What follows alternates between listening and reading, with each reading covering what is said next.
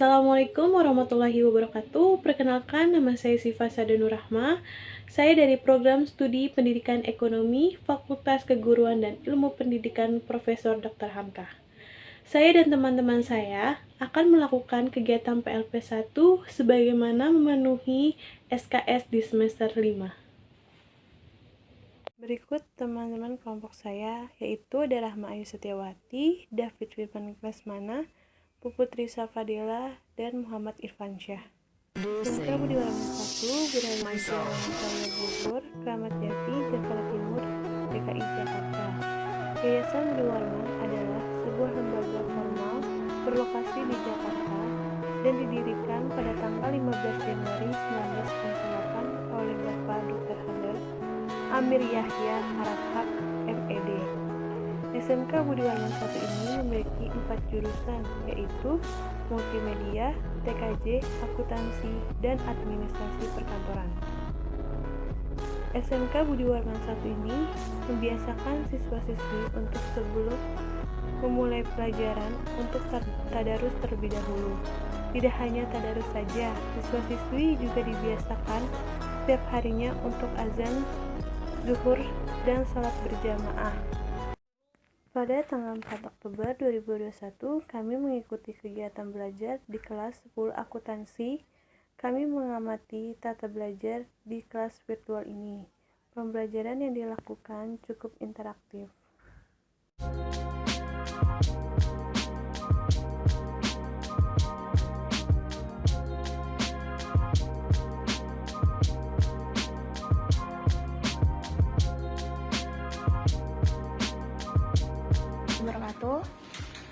Waalaikumsalam warahmatullahi wabarakatuh. Perkenalkan, kami dari mahasiswa Pendidikan Ekonomi Universitas Muhammadiyah Profesor Dr. Hamka. Kami di sini akan mewawancari Bapak terkait SMK Budi Warman, terkait PLP 1 pengenalan lingkungan sekolah. Langsung kami mulai ya Pak. Kami perkenalkan, nama saya Rahma Setiawati. Nama saya Puput Risa Fadila. Ya. Bagaimana pendekatan karakter untuk menyesuaikan visi misi sekolah di SMK Budi Warman, Pak? Itu memang wujudkan peserta didik yang beriman, Iya. bertakwa. Jadi beriman dan bertakwa itu memang wajib di dunia pendidikan. Itu awal dari dasar peserta didik untuk membentuk karakter, harus punya iman dulu. Memang di era sekarang ini kan tantangan kita, guru dan orang tua kan, terhadap perilaku anak-anak ya. Iya. Sekarang kalau zaman dulu kan kalian bisa lihat nih, kalau anak-anak tidak masuk aja itu udah takut. Nah, ya. Cuma mungkin kalau bukan zamannya kalian ya, kalau zamannya saya mungkin zaman kalian nih kalau nggak masuk masih bisa, nggak apa-apa, gampang. Nah itu harus kita bentuk karakter itu, betapa pentingnya pendidikan, betapa pentingnya sekolah. Di SMK BW 1 ini kita kan selalu menekankan pada kurikulum yang baru ya, kurikulum baru. Memang kalau bedanya SMK dan SMA itu, SMK kan berprioritas pada keahlian, walaupun di situ ada normatif, adaptif, produktif ya. Memang kalau di SMK itu yang kita prioritaskan adalah sisi dari keahlian. Makanya anak-anak yang lulus SMK itu udah jaminan mereka tuh pasti punya keahlian ya. Nah, walaupun nanti mereka mau kuliah silahkan, mau langsung kerja tuh bisa, itulah hebatnya SMK. Mohon maaf Bapak, untuk pertanyaan selanjutnya, apakah ada pembiasaan budaya pada karakteristik sekolah? Pasti itu. Slogan kami ini kan SMK BW 1 keren. Iya. Ya. Kreatif, keren itu kreatif, religius, disiplin. Kalau lihat di website SMK, di Instagram SMK BW 1, di Facebook SMK BW 1, kalian kan bisa lihat. Iya. Di situ ada pengenalan tentang SMK, tugas-tugas anak-anak dibuat melalui video pembelajaran sesuai dengan keadaan sekarang ya kan. Kelebihan kita di keren itu, kreatifnya ya kan, adalah kreatif. Mereka bisa buat sesuatu yang terbaru. Religius ya, kita memang di sini memang tekankan walaupun sekolah umum, kami tingkat religiusnya luar biasa. Anak-anak setiap pagi sebelum mulai pelajaran, kalau misalnya sebelum pandemi ini anak-anak selalu membaca Al-Quran setiap pagi ya. Setiap Rabu ada yang namanya, setiap Senin, Rabu, Kamis, Jumat kalau di masjid tuh ada isi ceramah ya, setiap habis sholat baca Al-Quran, habis sholat ditampilkan. Dan memang kegiatan-kegiatan di SMK Unatu itu selalu ada kegiatan muslim dari Maulid Nabi, Isroni, Rawat Kurban dan sebagainya, itu kita tekankan di SMK Unatu. Dan tidak lupa juga misalnya mengingatkan jangan lupa sholat subuh terutama tuh ya. Dan dari sisi religiusnya, ya kan? Disiplin itu memang diterapkan dalam, walaupun dalam keadaan PJJ anak-anak harus standby. Baik, selanjutnya untuk pertanyaan selanjutnya akan dibawakan oleh David. Ya, ekstrakurikuler itu selama pandemi apa perbedaan? sebenarnya ekstrakurikuler itu nggak efektif ya ketika diadakan di masa pandemi, akan menambah beban siswa, terutama dengan keadaan di Jakarta ini yang sangat luar biasa ya. Pada saat itu PPKM bisa sampai level pedes ya, level 4 ya. Jadi anak-anak tidak bisa datang ke sekolah, nggak boleh bahkan ke sekolah. Bahkan sampai saat ini pun sekolah kita belum ada SK untuk melakukan PTM ya, pertemuan tatap muka. Lalu selanjutnya terkait kegiatan upacara gitu kan, kayak hari-hari nasional apa diadakan melalui Zoom? Kalau kita pandemi selalu nggak pernah absen untuk selalu melakukan live streaming melalui YouTube ya. Jadi kita selalu melaksanakan kayak kemarin di bulan khusus anak-anak dari rumah, kita di sini melakukan dengan jumlah dari anak-anak. Jadi mereka dari rumah menyaksikan, mengikuti upacara, itu kita lakukan konsisten. Tapi dengan virtual, namanya virtual online ya, atau tidak secara tatap muka. Mungkin untuk selanjutnya akan dibawakan oleh Puput. Ya. Bagaimana peraturan dan tata tertib di sekolah, implementasinya seperti apa? Tatap itu disampaikan pada saat MPLS ya, masa pengenalan suatu wajib bahwa sekolah ini punya aturan.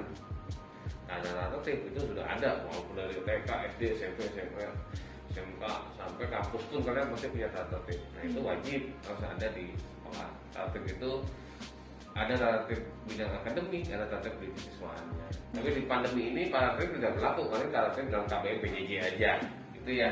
Kalau misalkan ada yang melanggar peraturan tata tertib itu ada pelanggaran apa? Pasti ada. Hukuman khusus gitu? Pasti ada reward dan punishment. Nah, itu memang kita tidak boleh melakukan punishment atau hukuman berat pada anak-anak. Tetap hukuman yang dilakukan sekolah kita dalam keadaan normal, hukuman yang mendidik semua. Ya. Rewardnya adalah anak-anak diberikan apresiasi oleh wali kelasnya, itu berupa misalnya dia prestasi di kelas atau ranking di kelas dan sebagainya kalau dia bagus kan ya, gitu. Atau kalau kami selalu menyediakan reward beasiswa-siswa berprestasi itu setiap tahun. Kami sampaikan kayak kemarin terakhir di Agustusan kita memberikan beasiswa bebas pembayaran selama setahun terhadap anak-anak yang berprestasi. Dan juga nanti pada saat wisuda kami memberikan beasiswa berupa nilai uang tunai gitu ya, sebesar 2 juta, 2.500.000 pada anak semua jurusan anak-anak seperti itu. Nah yang terakhir nih Pak, bagaimana struktur tata kerja di SMK Buduan? Sekolah ini kan sekolah swasta ya, jadi memang terdapat kepala sekolah, guru, karyawan ya, dan siswa dan orang tua. Tata cara kerjanya memang langsung, kalau karyawan itu jam 6.30 pulang sesuai dengan waktu pulang pukul 16.00. Kalau saya sebagai kepala sekolah kadang-kadang datang harus pertama, pulang harus terakhir ya. Dan kita sistem absennya juga menggunakan fingerprint, di mana tidak bisa guru ada yang atau karyawan atau apa yang kalau nggak masuk ya ketahuan nggak masuk karena ada sistem fingerprint. Tapi sebelumnya di depan Sapam juga punya absen yang selain fingerprint, Sapam juga absen dari alur mudik keluar masuk guru, karyawan.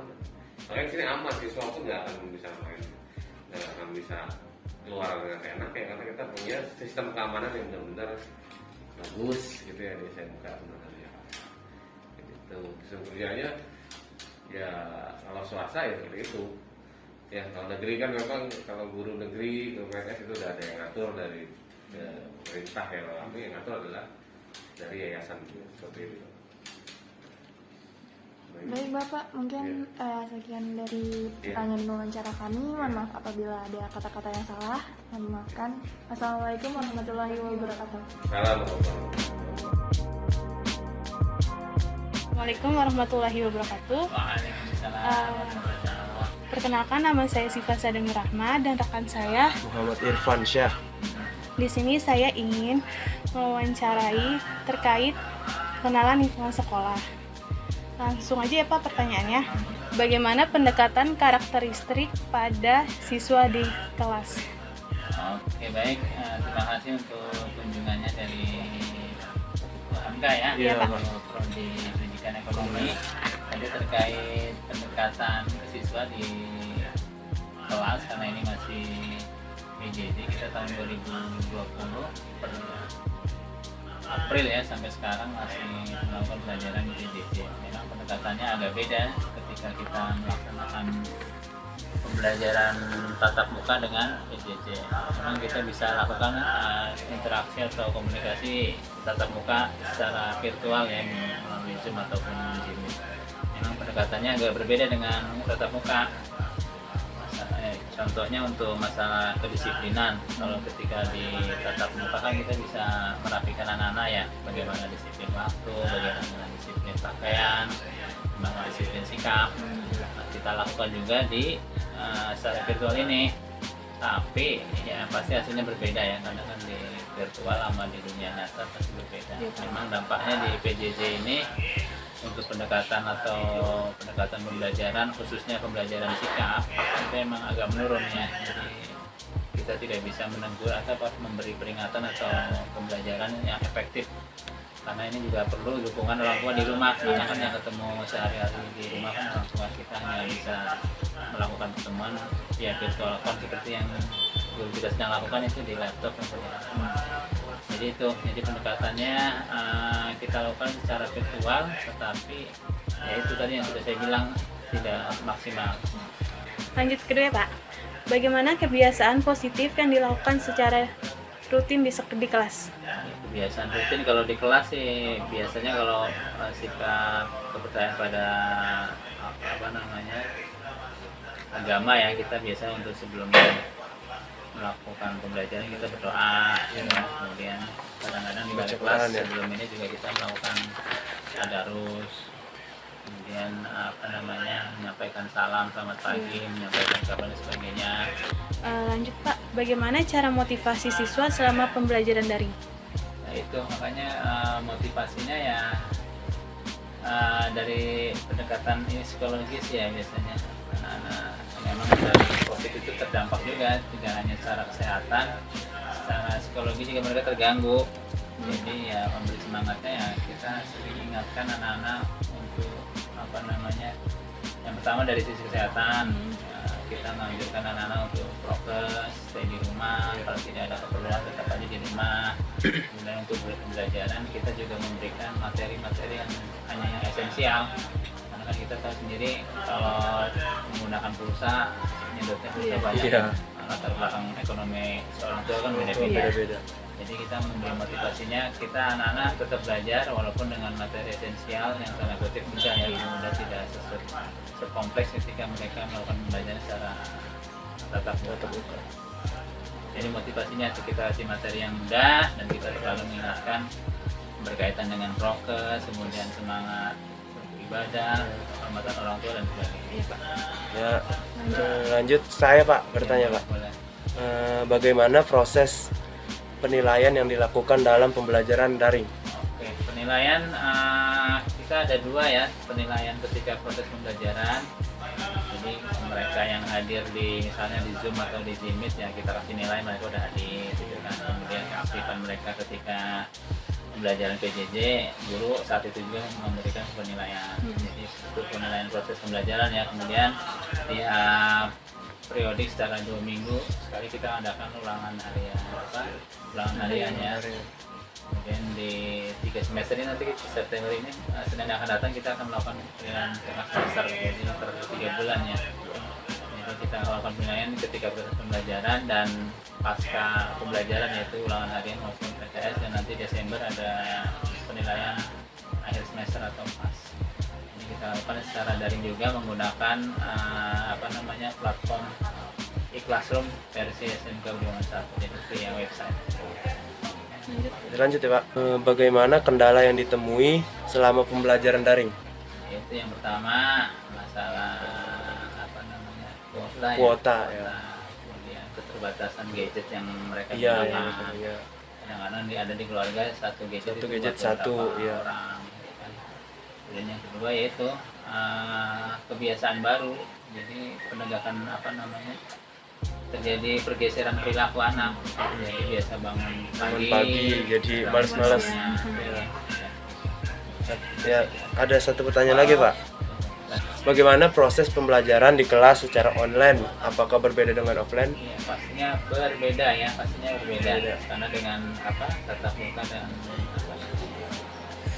daring atau virtual beda sih. Jadi kita ada dua sistem nih, kalau yang real online kita gunakan video conference, dan kalau yang semi online ya istilahnya luring ya. Luring itu kita punya website pembelajaran Classroom, jadi anak-anak bisa mengakses materi pelajaran dari guru, kemudian mengakses tugas, dan mereka juga bisa mengupload tugas yang sudah dikerjakan oleh guru di website e-classroom SMK Budiman 1. Mungkin itu aja Pak pertanyaan dari saya. Terima kasih waktunya udah mau diwawancarai Pak. Assalamualaikum warahmatullahi wabarakatuh. Waalaikumsalam warahmatullahi wabarakatuh. Sekian laporan kegiatan PLP1 dari saya. Mohon maaf jika ada kalimat-kalimat yang salah. Wassalamualaikum warahmatullahi wabarakatuh.